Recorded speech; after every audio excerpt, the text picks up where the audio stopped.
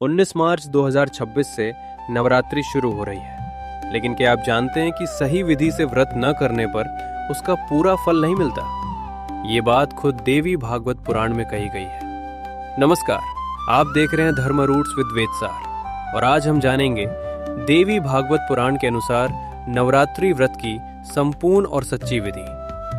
राजा जन्मेजय ने महर्षि व्यास से पूछा। जन्मेजय बोले, हे द्विज श्रेष्ठ, नवरात्र के आने पर विशेष करके शारदीय नवरात्र में क्या करना चाहिए, उसका विधान मुझे विस्तार से बताइए।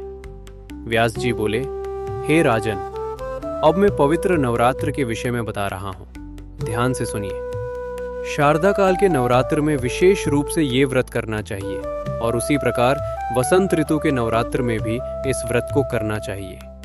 ये दोनों ऋतुएं सभी प्राणियों के लिए यम दंष्ट्रा के समान कही गई हैं। शरद और वसंत दोनों ही ऋतुएं मनुष्य के लिए कष्ट देने वाली हैं। इसलिए जो मनुष्य अपना कल्याण चाहता है उसे नवरात्र का व्रत पूरे नियम और श्रद्धा से करना चाहिए। शास्त्र कहते हैं कि चैत्र और आश्विन मास में भक्ति से माता चंडिका का पूजन करना चाहिए। नवरात्र से पहले अमावस्या के दिन पूजा की सारी सामग्री एकत्र करें। फिर किसी पवित्र स्थान पर मंडप बनाएं और उसमें वेदी स्थापित करें। उस स्थान को गोबर और मिट्टी से शुद्ध करें और फूलों तथा तोरण से सजाएं।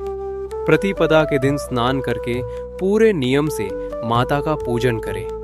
ब्राह्मणों का सम्मान करें, दान दें और यथाशक्ति पूजा करें। शास्त्रों में कहा गया है कि कुमारी पूजन का विशेष महत्व है। कुमारी का पूजन करने से दुख और दरिद्रता दूर होती है तथा आयु, धन और बल की वृद्धि होती है। त्रिमूर्ति का पूजन धर्म, अर्थ और काम देता है। कल्याणी का पूजन सफलता देता है। कालिका का पूजन शत्रु नाश करता है। चंडिका का पूजन ऐश्वर्य देता है।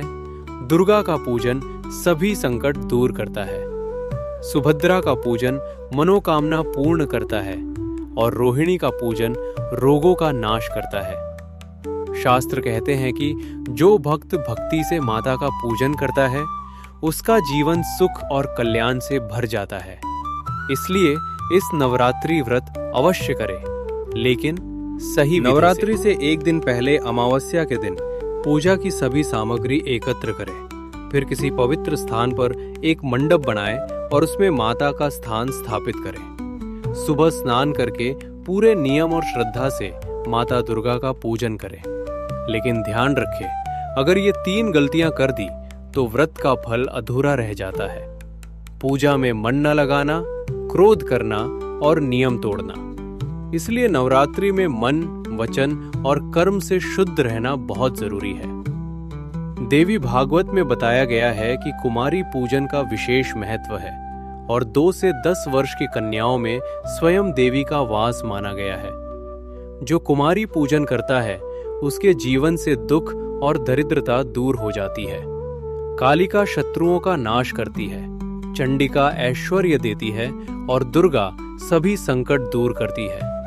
और जो सच्चे मन से पूजा करता है माता उसकी हर मनोकामना पूर्ण करती है। इसलिए इस नवरात्रि केवल व्रत ही न रखें, बल्कि सही विधि से पूजा करें। अगर आपको ये जानकारी उपयोगी लगी हो तो वीडियो को लाइक, शेयर और सब्सक्राइब जरूर करें। जय माता दी, क्योंकि सही भक्ति ही सच्चा फल देती है।